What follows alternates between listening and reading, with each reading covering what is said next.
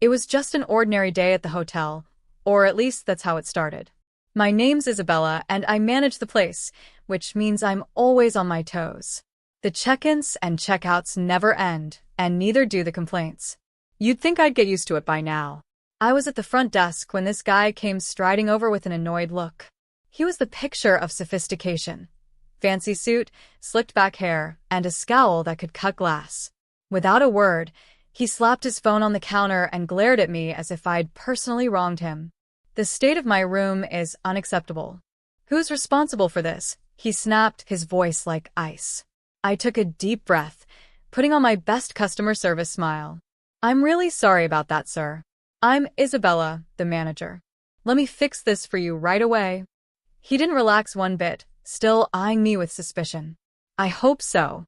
I was about to call the owner. What's your name again? Isabella, I repeated calmly. Let's get this sorted. How about I upgrade you to one of our best rooms free of charge to make up for the inconvenience? As we walked toward the new room, I could see him starting to unwind a bit. He let out a sigh and finally spoke in a softer tone, scratching the back of his neck. Sorry for blowing up like that. I'm Peter. Been on the road for weeks, and it's wearing me down. No worries, Peter, I replied, opening the door to one of our top rooms. We all have days like that. Let's just make sure the rest of your stay is pleasant. He looked around the upgraded room, and his tense expression shifted to relief. This will do nicely. Thanks, he said, with a small smile. Seeing him calm down was a relief for me too.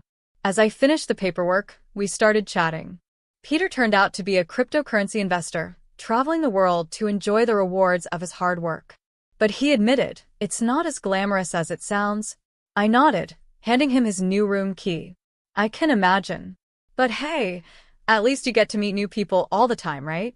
He chuckled, yeah, like hotel managers who know how to handle grumpy guests. I laughed.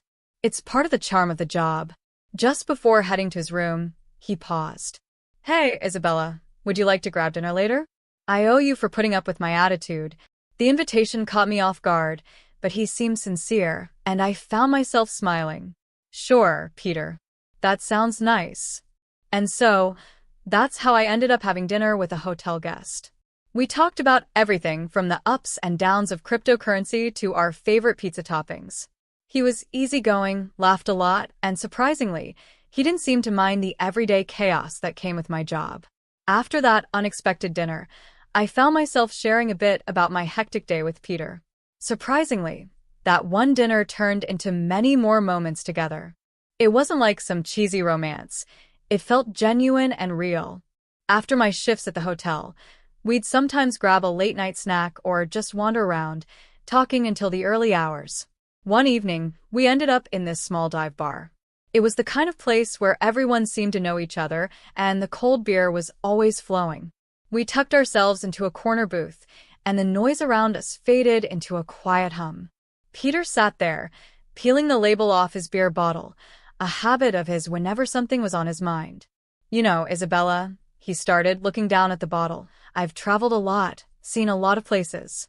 But honestly, life on the road can get pretty lonely. I took a sip of my drink, watching him closely. Then why keep doing it? Why not settle down somewheres? He let out a short, dry laugh. Settle down and do what? Invest in real estate, get a dog, and mow the lawn on Fridays? That's not me. I chuckled, shaking my head. It doesn't have to be that predictable, you know. But I get it. Freedom's hard to give up. For a while, we just sat there, comfortable in the silence, listening to the buzz of the bar around us. I hadn't planned on it, but I started opening up about my own life, sharing more than I'd shared with anyone in a long time. After my parents died, it was just me and my little sister, Cheryl, I began, almost surprising myself with the words. I had to grow up fast and take care of both of us. I put everything on hold. Her schooling, her life, it all depended on me. Peter turned to me, his face serious and attentive. That's heavy, Isabella. It must have been tough, taking on so much. Yeah, I said, shrugging, trying to keep things from getting too intense. It was rough. But you play the hand you're dealt, right? He nodded slowly, his eyes never leaving mine.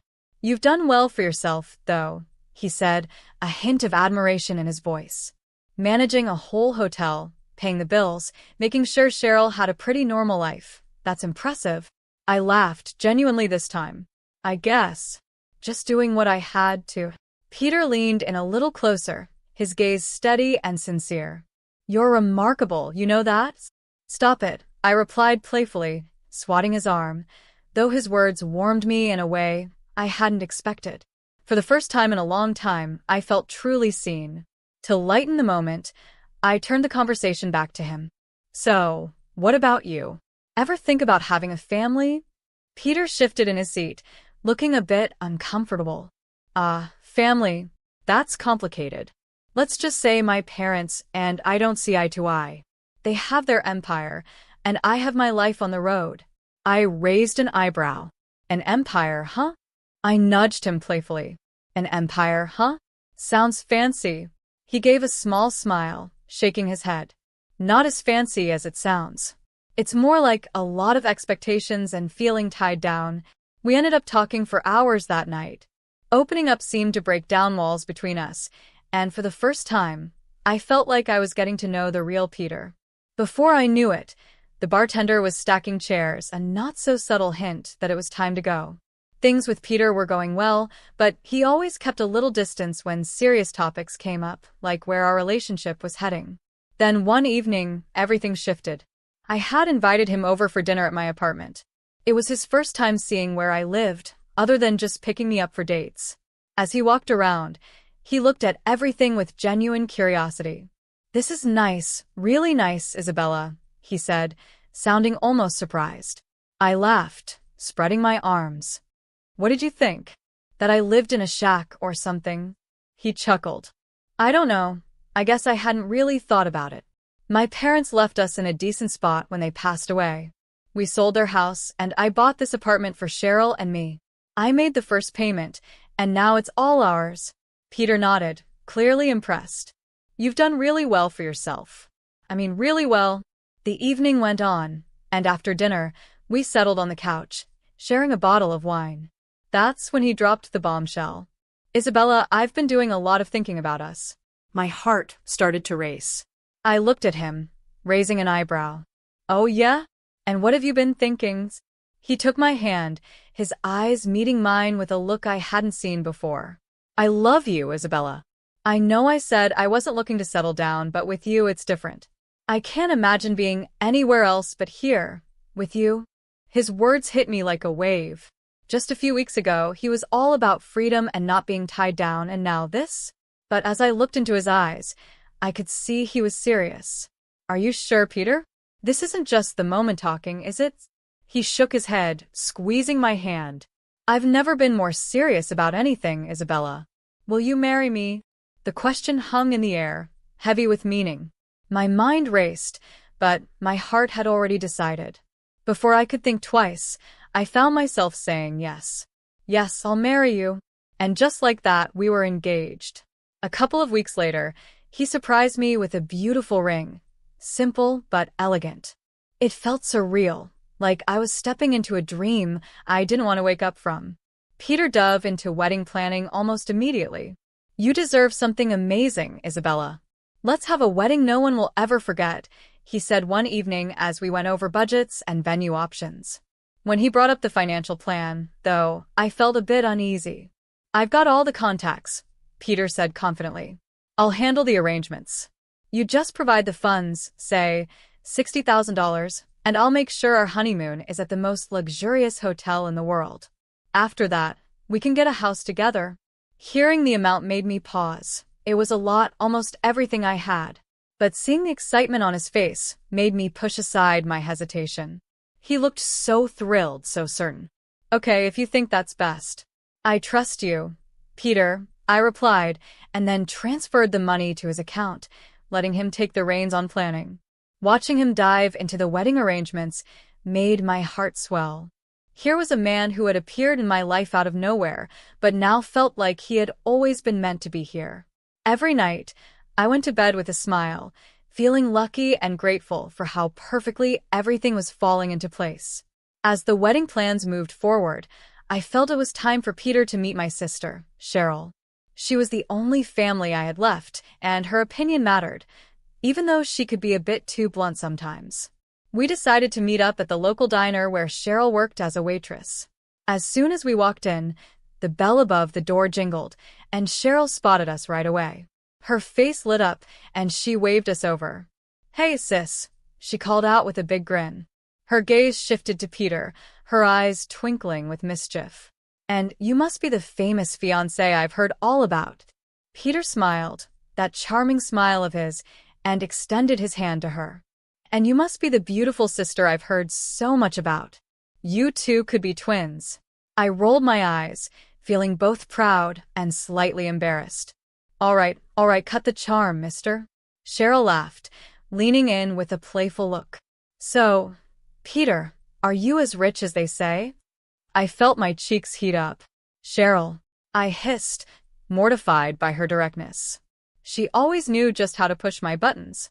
But Peter just laughed, taking it all in stride. "Well, I've done all right," he replied smoothly, "but Isabella's right. It's not about the money. It's the love that matters." Cheryl raised an eyebrow, clearly impressed. "Smooth talker, huh? I like him." Over the next few weeks, Peter continued to be the perfect fiancé, charming, attentive, and always making me feel like I was the most important person in his life. He even managed to handle Cheryl's playful teasing without missing a beat, which was a relief. Then, one day amid the wedding whirlwind, my best friend Lauren and I decided to visit a bridal shop to find my wedding dress. The shop was filled with silk, lace, and satin, a dream come true for any bride. As I stood in front of the mirror, being zipped into a gorgeous gown, the reality of it all started to hit me. This was really happening. Suddenly, I heard a familiar laugh coming from the next booth. Curious, I peeked around the curtain and there, twirling in front of a mirror, was Cheryl, in a wedding dress. "Cheryl," I gasped, unable to hide my surprise. "What on earth are you doing in a wedding dress?" I stared at her, trying to wrap my mind around what she'd just said. "Are you serious? Is there something you need to tell me?" I asked, half amused and half concerned. Cheryl gave a little shrug, her smile crooked but distant. "Just let it be a surprise," she said, her tone light but with something underneath. Lauren chuckled, watching the exchange. "Looks like someone's caught the wedding bug."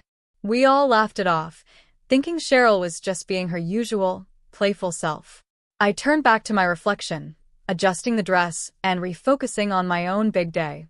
But the image of Cheryl in that wedding dress stayed in the back of my mind. I brushed it off, convincing myself it was nothing.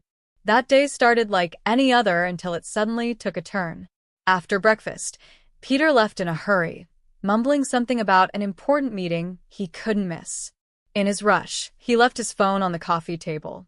A few minutes after he walked out, it started buzzing repeatedly. Curiosity got the better of me. I figured it might be something urgent about the wedding, or maybe work-related. "Probably just a buddy checking in," I muttered to myself, picking up the phone. Peter had never bothered with a password, which I'd always found a bit casual.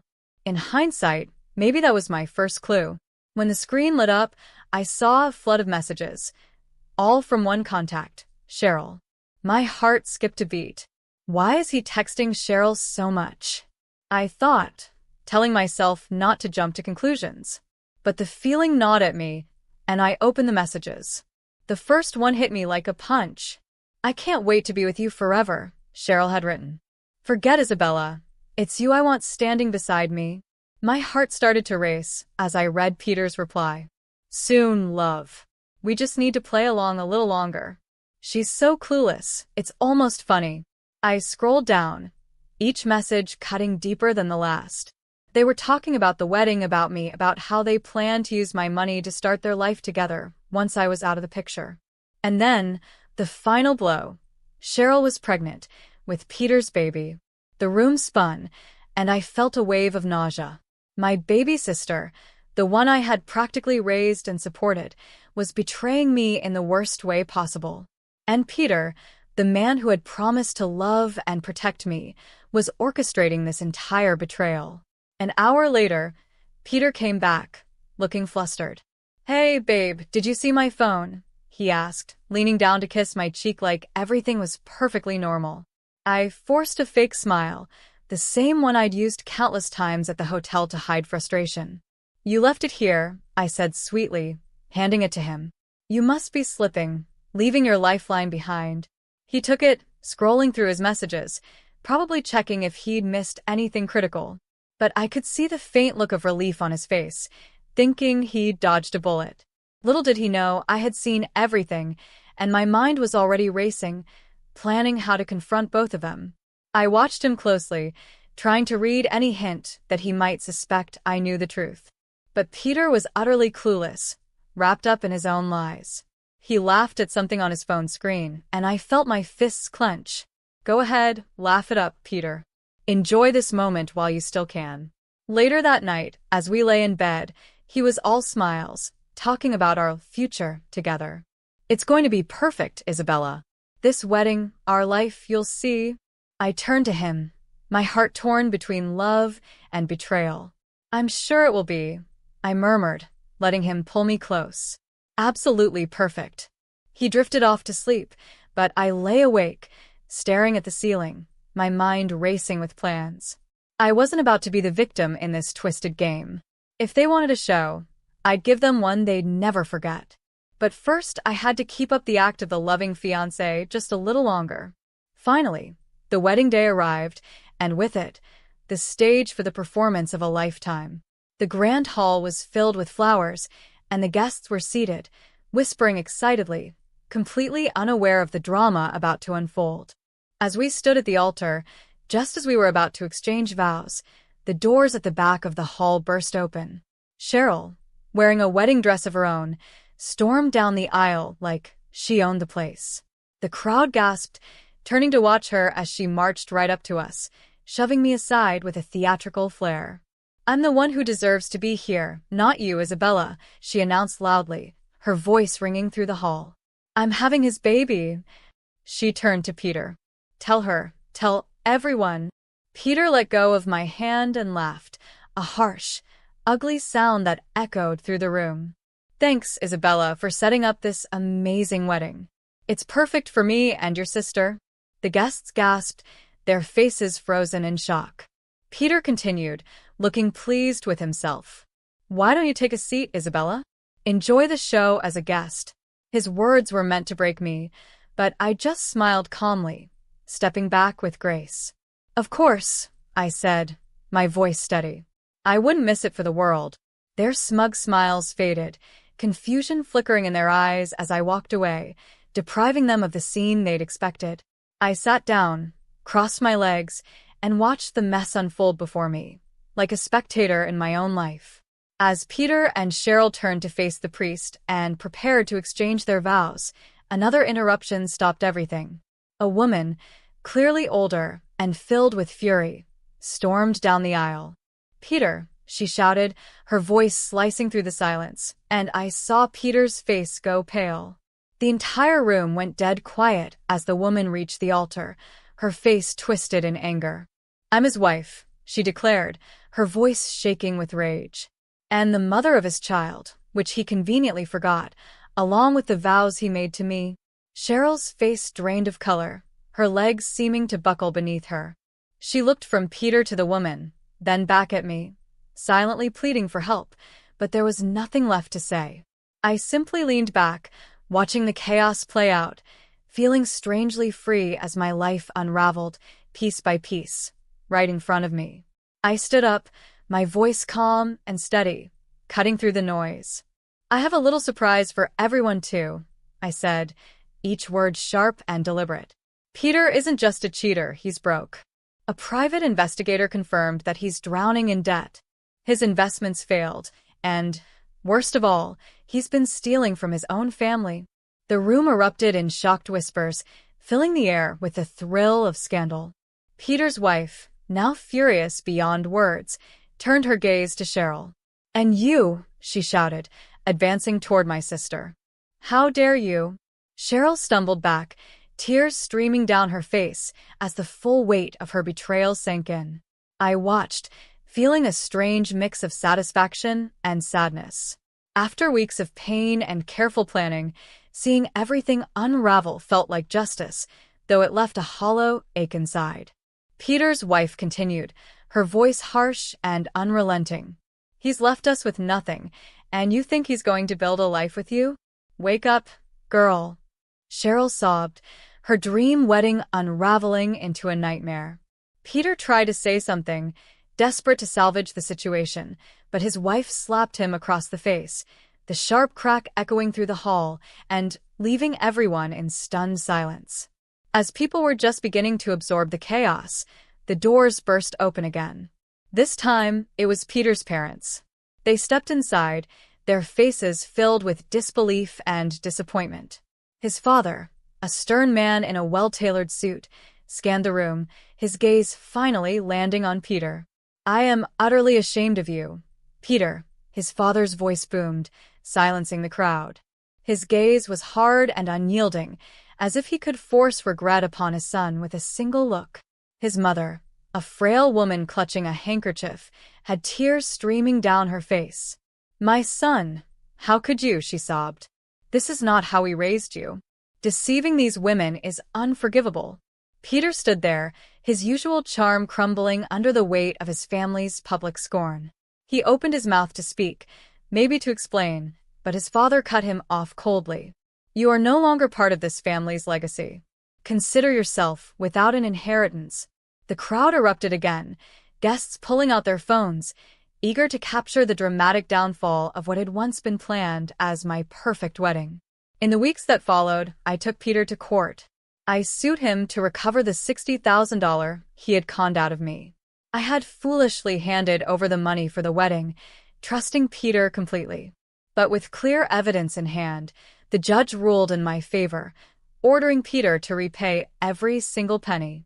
Shortly after, Peter's wife filed her own lawsuit, seeking damages for emotional distress, deception, and alimony for their daughter. I attended every court session, feeling a bittersweet sense of justice as I watched Peter face the consequences of his lies. To my surprise, Cheryl was there by his side, supporting the man who had almost destroyed me. One day, outside the courtroom, she confronted me, her face full of hurt and defiance. "He loves me, Isabella, and I love him. We're going to get through this, no matter what you or anyone else thinks," she said, her voice shaking but determined. I looked at her, the sister I had once loved deeply, now seeming like a stranger. "Love? You call this love?" I asked, my voice thick with disbelief. "He used both of us, Cheryl. Open your eyes, he's a liar." "But he's changed," she insisted, her voice trembling. "He'll change for me. You just couldn't see the good in him." I shook my head, a bitter laugh escaping my lips. "Good? Cheryl, there's no good in him. He's a con artist, and you're just another one of his victims." As I walked away, a heavy weight settled over me. The lies, betrayal, and endless court battles had taken their toll, yet I felt a strange sense of closure. The man who had once promised to love me had shown his true self, and I had exposed him for what he truly was. The final chapter with Peter didn't end in a grand spectacle, but in quiet resignation as he slipped out of town, leaving a trail of broken promises and unpaid debts. Before disappearing, he had somehow managed to settle his debts with me and his legal wife, perhaps hoping to clear his slate.